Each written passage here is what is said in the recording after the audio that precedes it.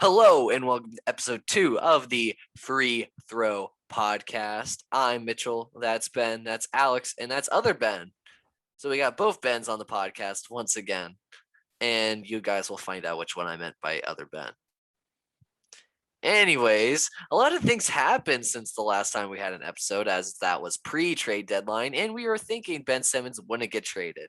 And what do you know? He ended up getting traded because of all this talking that we did about it.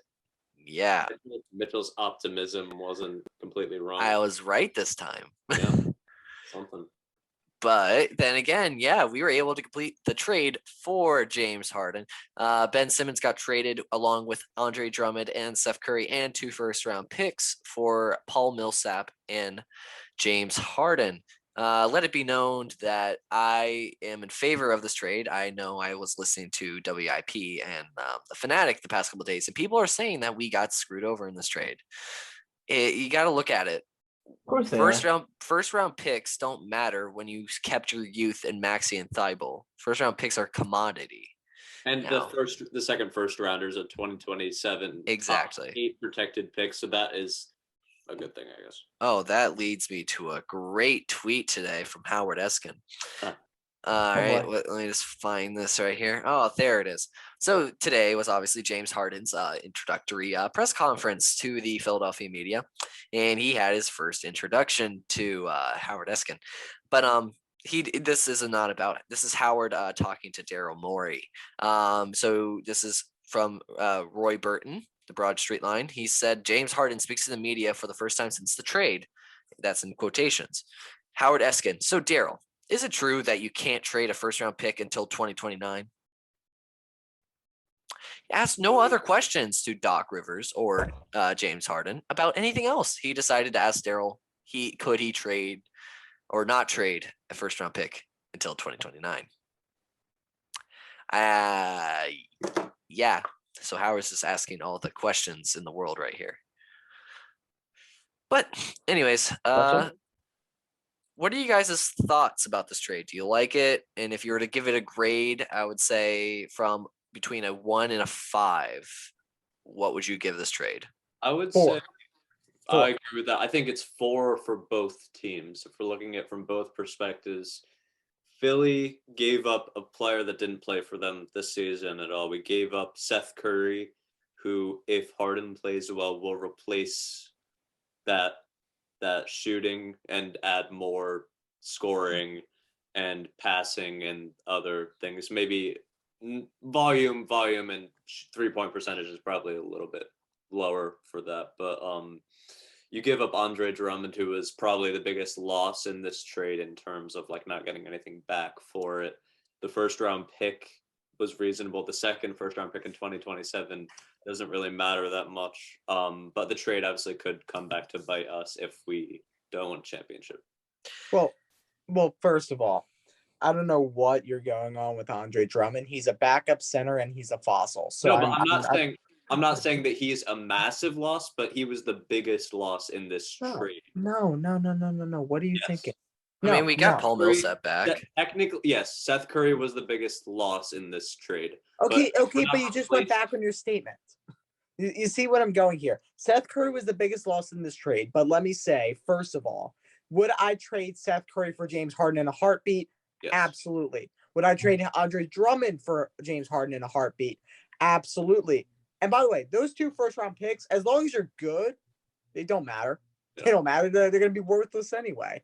So that is a win for the Sixers, but it's also a win for the Nets. They get a great guy in Seth Curry to help spread the floor for Kevin Durant. He's going to be a big impact there. And then you have a pretty decent power. I meant to say point guard. He should be power forward, Ben Simmons. He's solid on the inside. He's solid on defense. So it's a good trade for both sides. I give each side, you know what? I'll give the Sixers a 4 and then the Nets a 3. They need to get rid of Harden and they did what they needed to do. They will probably play if Kyrie for the games that he's out, I think they play Simmons at point guard. I think that makes the most sense for them. Yeah, their lineup's probably going to be when all of the players can play. it will probably be Irving. Hey, look, the Flyers scored. Irving, Seth Curry, Kevin Durant, Ben Simmons, and Andre Drummond. That's probably your starting five, which is that's a lot better than starting five than they had. You improve on defense, or you lose Harden's very good scoring and passing ability. And you are, yes. You gain an elite perimeter defender, someone who I think should have been Depoy last year. So if you look at it from that, there's a little bit more balance that comes to this team if Kyrie is able to play more games. If Kyrie isn't able to play more games, then I don't know if KD and Ben Simmons is going to be enough for them. But then again, you also have Seth Curry, Bruce Brown, Joe Harris, a bunch of other people that can either shoot or defend as well. So right now, just watching the Sixers game in the background here. One problem the Sixers have is lack of bench defense and 3-point shooting.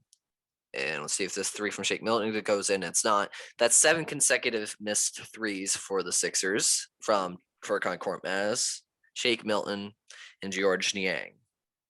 So this offense really needs James Harden and quick. But then again, it's 2 more games before the All-Star break. So you just have to suffer a little bit, but you can see how much help is needed in the buyout market, which transitions into our next topic. If you had to pick 3 players you could sign in the buyout market, which 3 would you choose? Goran Dragic is one. I think we're not replacing anybody. No, we didn't really have a bench point guard to start much. We add that. We add veteran depth to the team, someone who is a relatively consistent shooter and a leader for the team. I think that'd be good off the bench. Who else is on the buyout market? That's what I'm trying to think. I would say Dragic is probably a good one. I would also think JJ Redick. I think that might be one. Yeah. And then isn't he retired? Yeah, but he's rumored to be coming back. I don't think he's coming out of retirement. I don't think it makes sense. Like, I loved JJ Redick when he was here. Obviously, when he was on his game, he was a very valuable piece for us. But I just don't think it makes sense. Mike Muscala. That's another one. But in terms of pieces that can really change the team in a positive way, Goran Dragic is the one in the buyout market. That's Yeah, well, JJ doesn't make any sense in my mind. He's regressed in his final years with the Sixers, especially with the Pelicans, Mavericks, his last final games. I mean, his defense was abysmal. Remember when he was here in his final years? His defense has always not been very good. Yeah. No, but it even got worse. Yeah. With his final days with the Sixers, and with a team that needs defense, with losing Simmons, that's not a good fit. Muscala, he's okay. And then Dragic, he's a veteran presence on the bench, and he can do a lot. So update: Sixers have missed 8 consecutive threes. All right. Yeah, I'll say Dragic. We need a good 3-point shooter, judging on what's happening in this game right now. Then again, Doc Rivers has decided to play the bench for the past 5 minutes with no quality player who can hit threes consistently. And that's not including Isaiah Joe, who is once again probably our best 3-point shooter, probably now, other than James Harden. I mean, at the beginning and Thibault just threw the ball all the way across the court and out of bounds.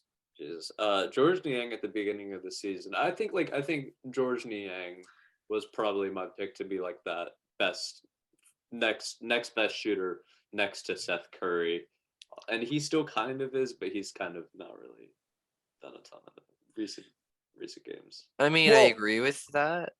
I'll let Ben go first. Based on his performance now, no. But no offense to Isaiah Joe, and to any of the Sixers players, which I feel like they're playing abysmal tonight from what I've heard. It's 43-24 with 9 minutes left in the second quarter. Yeah, that's bad.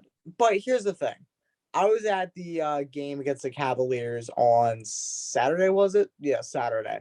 And they had a great shooting night. It ebbs and flows in basketball. That's part of the game. But I will say Danny Green as like Odubel Herrera-ish as he can be, and that's what I mean inconsistent.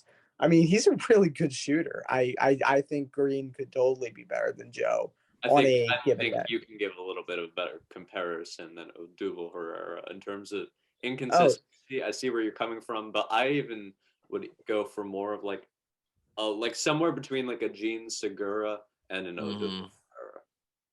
Odubel Herrera was the flashy player, and then he was the coldest player. A little bit Or better. Hector Neris. Better, maybe Hector Neris, like better than an Odubel Herrera, but not quite as like possible all-star caliber player as Gene Segura. Mm-hmm.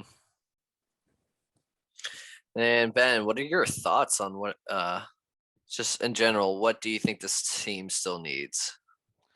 I think when James, I really gotta see. I mean, right now we obviously need shooting because this team can't do anything at the moment.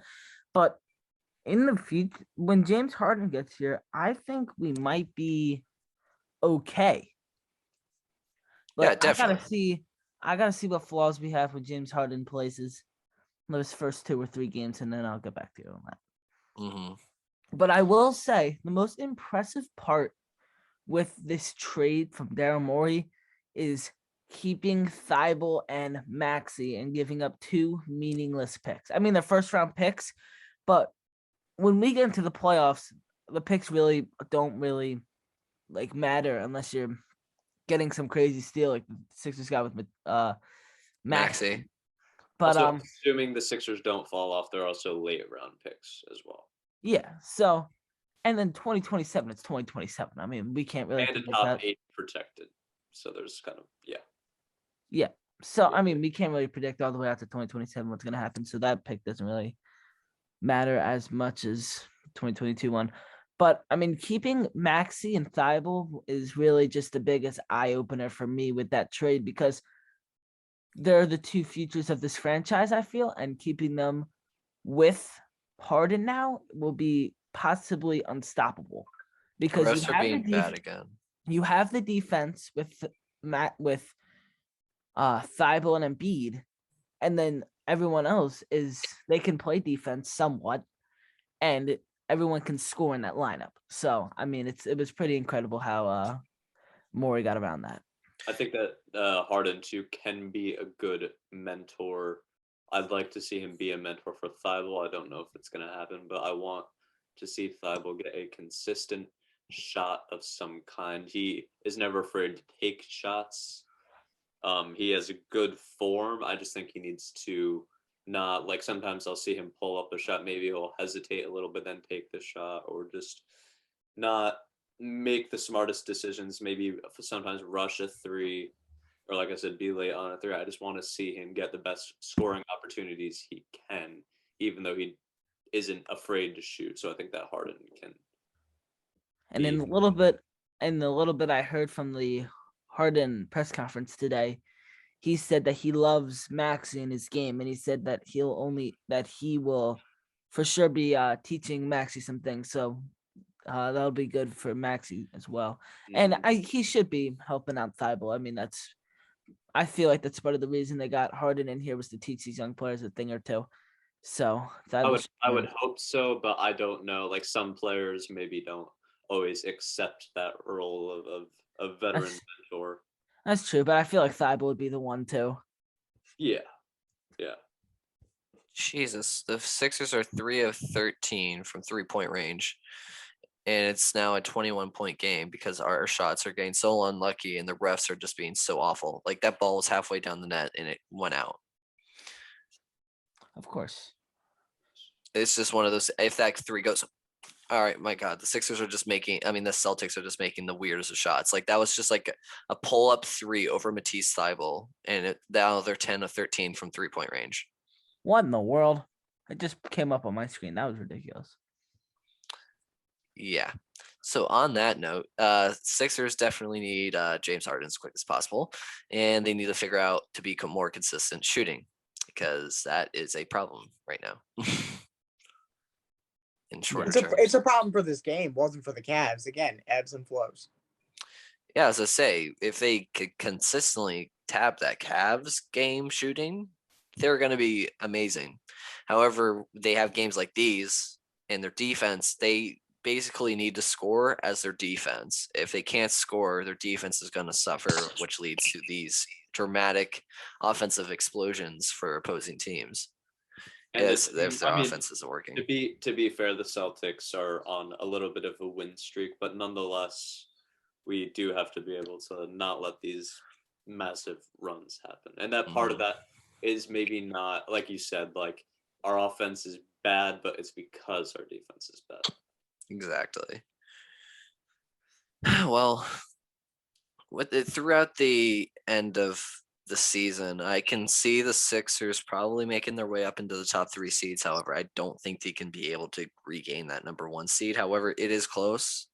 I mean, I think they'll probably finish with the 2, but it's just probably they just need to make it past the second round this year just to get some progress. Top 4, one of the top 4 seeds would go a long way in having home court advantage, at least for the first round. Top 2 would be nice then to be able to have home court advantage for rounds after that. But it really matters more on, like, obviously, like, getting one of the top few seeds would be nice, but if it doesn't happen, just focus on, like, don't be like, oh, we're like a low seed, so we're like automatically gonna lose, whatever. Just focus on your opponent rather than the seed, if that like makes sense. Ben, where do you think they'll finish? Which Ben? There's 2 of them. Either one of you. Wait. The Jewish. Okay. Aren't we both? Yes. That's the joke. That's a joke. Okay. I think we're gonna be the 4. I think again we're too inconsistent. We're gonna be, and there's just too little time left. So I'm just gonna go with the 4. We're gonna upset some people in the playoffs, and we're gonna make it to the NBA Finals where we'll lose. And other Ben. All right, hold on. So who are we behind? The Cavs, Bulls, Heat. I think we jumped the Cavs. But I don't know about the Bucks. Hold on. I'm doing some math in my head. Regardless of where the Cavs finish, I think their inexperience is ultimately going to cause them to get out in the first or second round. So I can see, like, if we play the Cavs, I don't think I have as much worries as I do against the Bucks, who are obviously, you know, the defending champions. The Heat, the Bulls, I don't know, because once again, DeMar's been to the playoffs a few times. Who else do you have on that team? Lonzo hasn't. When he comes back, Zach LaVine hasn't. They're pretty inexperienced as well. They're a pretty inexperienced team. While they're good, while DeMar DeRozan is like an MVP candidate. If he has a really good 6-game streak going right now of like 30+ points per game, but just inexperience again. So I can see the Heat, Sixers, and Bucks floating to the top in the playoffs. Yeah. I'll give us the 3 seed. I think we jump the Cavs, and I think the Bucks stay around where they are in the 4 or 5. I'll agree with the 3 seed. I don't think we can make it up to 2 or 1, and I don't think we're gonna drop to 4 or 5. So I'm just gonna go good middle ground. So. Yeah. Well, that was this for a special edition of the Free Throw podcast about the James Harden trade. And we'll check in with you guys next week or the week after with some new updates on the Sixers after the All-Star break in Cleveland. Till then, we'll see you guys next time.